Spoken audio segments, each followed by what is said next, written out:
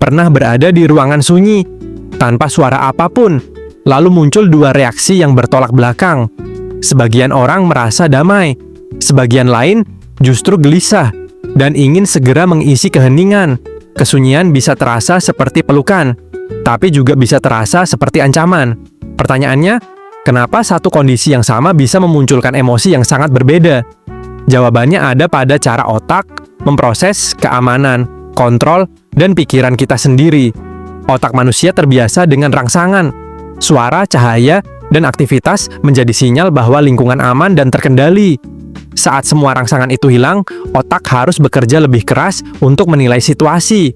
Bagi sebagian orang, kondisi ini memberi istirahat mental. Tidak ada yang perlu direspons, tidak ada yang perlu dipikirkan. Namun bagi yang lain, minimnya rangsangan justru memicu kewaspadaan berlebih.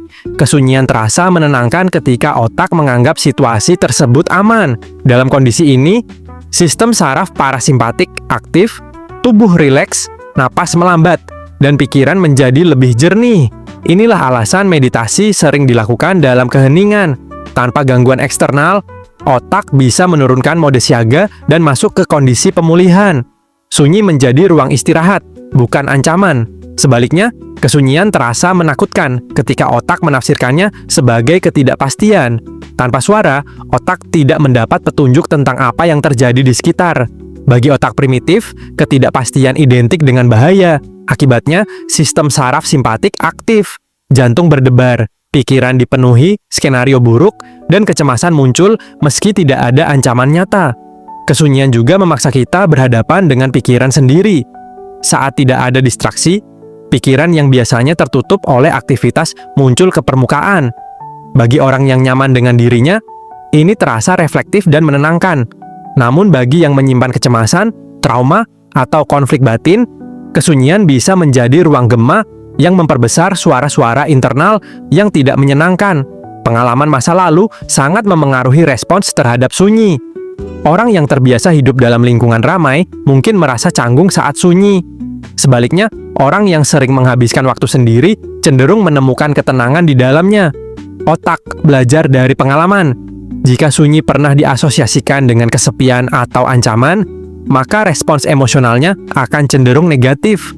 Budaya juga berperan. Di masyarakat modern yang serba bising, kesunyian sering dianggap kosong atau tidak produktif. Kita terbiasa mengisi waktu dengan suara, notifikasi, dan hiburan. Akibatnya, saat sunyi datang, muncul rasa tidak nyaman karena otak kehilangan stimulasi yang biasa ia terima. Sunyi terasa asing, bukan alami. Namun ironisnya, terlalu banyak kebisingan justru melelahkan otak. Kesunyian memberi kesempatan bagi otak untuk mengatur ulang emosi dan perhatian.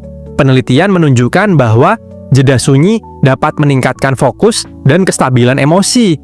Artinya, rasa takut terhadap sunyi seringkali bukan karena sunyinya sendiri, tapi karena kita jarang memberi ruang bagi diri untuk mengalaminya. Kesunyian bukan sesuatu yang harus dihindari atau dicari secara ekstrim. Ia adalah alat. Cara kita merasakannya tergantung kesiapan mental dan hubungan kita dengan diri sendiri. Dengan latihan kesadaran, sunyi bisa berubah dari sesuatu yang menakutkan menjadi ruang aman untuk berpikir dan bernapas. Jadi, kesunyian bisa menenangkan atau menakutkan karena ia tidak membawa distraksi, hanya kejujuran.